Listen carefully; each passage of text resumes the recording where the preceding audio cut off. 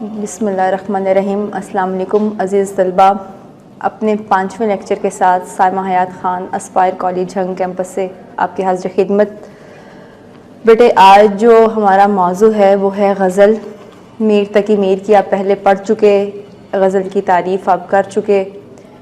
حیدر علی آتش کی دوسری غزل آپ کے نصاب کا حصہ ہے بیٹے، تو آج ہم اس کو پڑھیں گے۔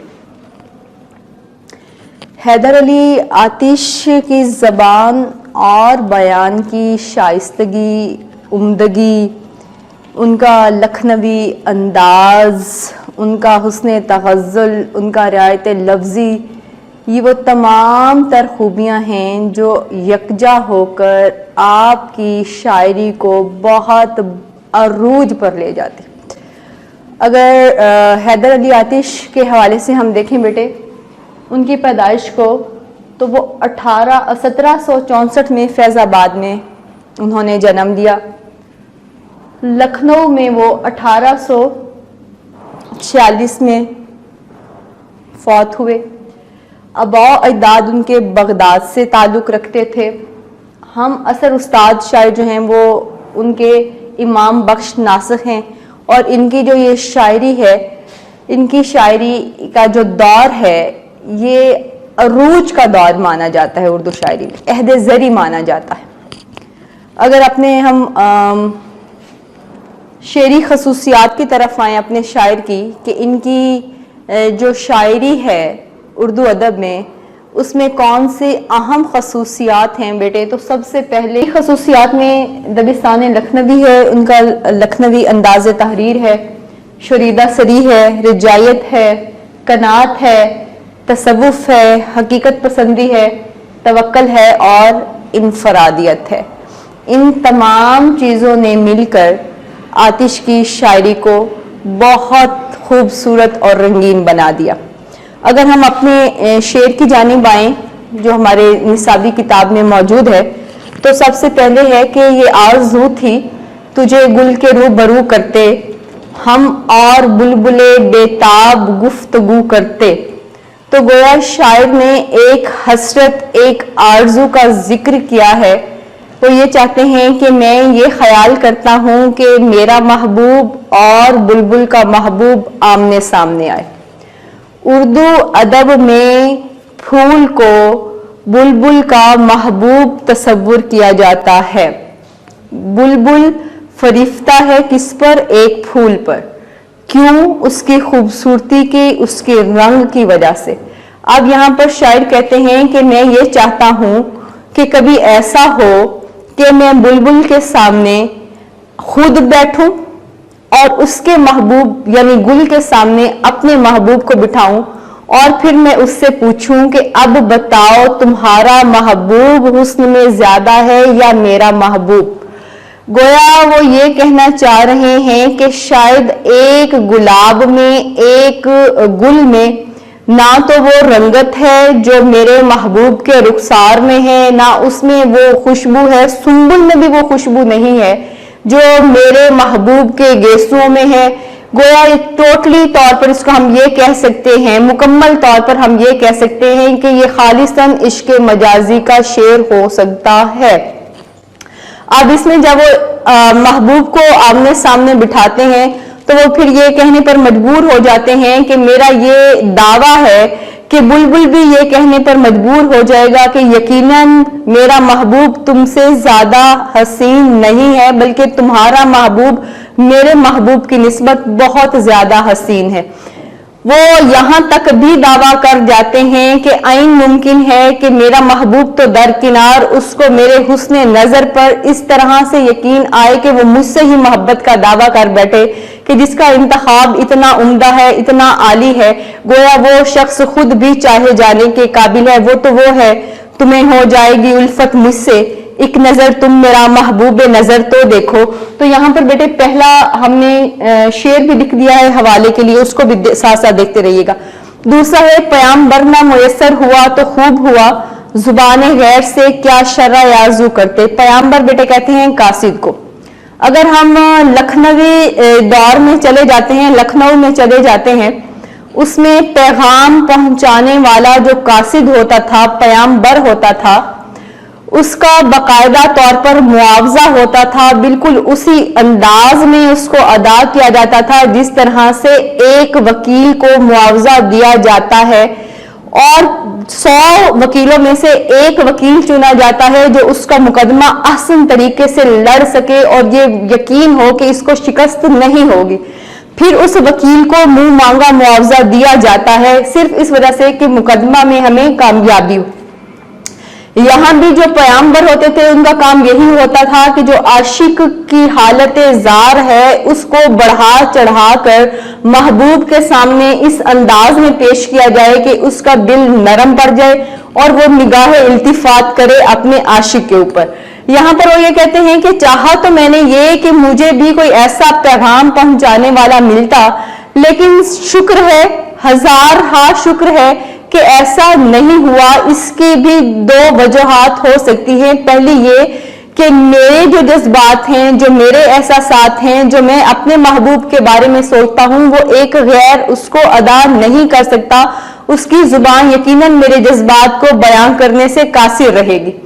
دوسری چیز یہ ہے کہ ہو سکتا ہے کہ میں ایک تیسرے بندے کے ہاتھ میں اپنے محبوب کو اپنے دل کے جذبات، اپنے احساسات تک پہنچاؤں تو وہ اس پر برہم ہو جائے، وہ پہلے ہی مجھ سے ناراض ہے اور وہ مزید مجھ سے ناراضگی کا اظہار کرے کہ میں نے اپنا اور اس کا معاملہ کسی تیسرے کے سپرد کر کر اس کی رسوائی کے جو ہے وہ میں مرتکب ہوا ہوں، میں اس کی وجہ بناؤں۔ تیسرا شعر بیٹے ساتھ میں ہے کہ میری طرح سے ماہ و مہر بھی ہیں آوارہ، کسی حبیب کی یہ بھی ہیں جستجو کرتے، میری طرح سے مجھ جیسے ہی چاند اور سورج بھی آوارہ ہیں۔ گویا اگر ہم یہاں پر دیکھیں تو اس پوری کائنات میں جو ایک چیز ہے وہ ہے عشق۔ عشق کی حقیقت بالکل اسی طرح سے ہے جس طرح سے ایک ذی روح کے لیے سانس لینا۔ عشق کے بغیر کچھ بھی ممکن نہیں، مکمل بھی نہیں۔ اگر ہم اس کو لیتے ہیں قرآن مجید فرقان حمید میں تو اللہ رب العزت فرماتے ہیں کہ چاند اور سورج اپنے اپنے مقررہ مدار میں گردش کر رہے ہیں، نہ تو یہ چاند کی طاقت ہے کہ وہ سورج کو پکڑے اور نہ ہی یہ سورج کی کہ وہ چاند کو پکڑ پائے۔ لیکن اگر اس کو ہم بالکل مول کرتے ہیں، شاید جس طرح سے کہنا چاہتے ہیں وہ شاید یہ کہنا چاہتے ہیں کہ ان کی یہاں حقیقت بتائی گئی وہ پکڑ نہیں پاتے، شاید کہتے ہیں وہ مسلسل جستجو میں ہیں۔ اب وہ جستجو کیا ہے؟ وہ جستجو ایک مالک حقیقی تلاش بھی ہو سکتی ہے، وہ اپنے تخلیق کرنے والے خالق کی تلاش میں ہے۔ گویا وہ پورے آسمان کا چکر لگاتے ہیں اور دیکھتے ہیں کہ ہمارے خالق جو ہے شاید ہمیں اس کا کہیں وجود جو ہے وہ مل جائے اور ہم اس کو پا سکیں۔ یا پھر بیٹے ایک چیز اور بھی ہو سکتی ہے کہ گویا شاعر نے یہاں پر یہ کہہ دیا کہ چاند اور سورج عاشق اور معشوق ہے، محب اور محبوب ہے، کہ چاند جو ہے وہ ساری رات راستہ دیکھتا رہتا ہے اپنے محبوب کا، تھک ہار کر جب وہ پردہ سے اوجھل ہوتا ہے تو سورج اس کی تلاش میں وہاں پر پہنچ جاتا ہے۔ اب جس طرح سے پورے آسمان پر ڈھیروں ستاروں کے درمیان بھی چاند اپنے آپ کو تنہا محسوس کرتا ہے، شاید کہتے ہیں کہ میں بھی اسی دنیا میں اسی طرح سے اپنے محبوب کی تلاش میں اس کا متلاشی ہوں اور اپنی ذات کو میں تنہا محسوس کرتا ہوں۔ گویا یہ کہا جا سکتا ہے کہ اگر عرش پر جو خلا کا مالک ہے جس کو ہم اللہ رب العزت کہتے ہیں، اگر وہ وہاں پر اکیلا ہے تو گویا اتنے سارے انسانوں کے درمیان، اتنے سارے احباب کے ہوتے ہوئے، اتنے سارے عزیز و اقارب کے ہوتے ہوئے بھی شاید جو ہیں وہ اپنے آپ کو تنہا محسوس کرتے ہیں۔ تو وہ یہ کہتے ہیں کہ اگر اے خاموش خلا کے مالک تیری قسم بزم جہاں میں تجھ سے زیادہ تنہا ہوں، کہ اوپر جو ہے وہ مالک کی ذات تنہا ہے اور نیچے جو ہیں وہ شاید کہتے ہیں کہ میری ذات تنہا ہے، کہ مجھے ابھی تک وہ جو جستجو تھی اپنے محبوب کو پانے کی، اپنے محبوب سے ملنے کی، میں ابھی تک اس جستجو کو پائے تکمیل تک نہیں پہنچا سکا۔ ساتھ میں بیٹے وہ کہتے ہیں کہ ہمیشہ میں نے گریباں کو چاک چاک کیا، تمام عمر رفو گر رہے رفو کرتے۔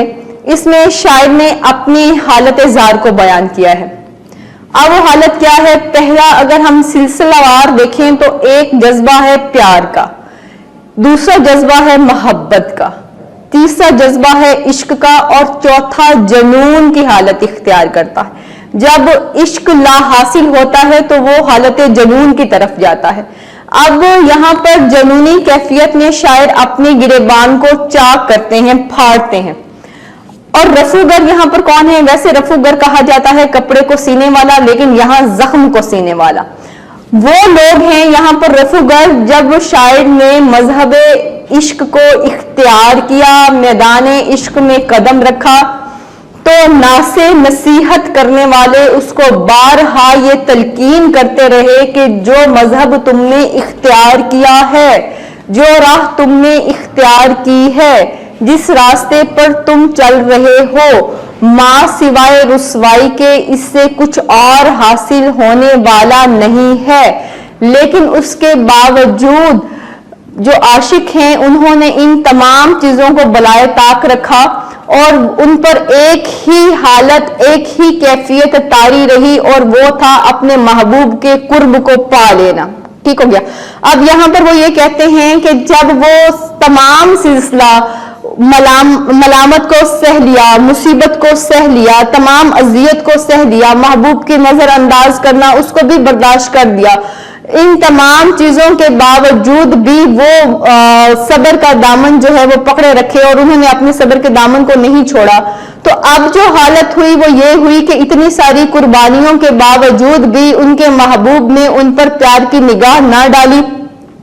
تو یہاں شاعر جو ہیں ان کا وہ جو عشق تھا وہ جب لا حاصل ہوا تو گویا انہوں نے ان کو جنون کی حالت میں پہنچا دیا، اور جنون کی حالت یہ ہے کہ انسان کو شاید اپنے اچھے برے کی بھی سمجھ بوجھ باقی نہیں رہتی ہے، ان کے حواس اس کے اختیار میں باقی نہیں رہتے ہیں۔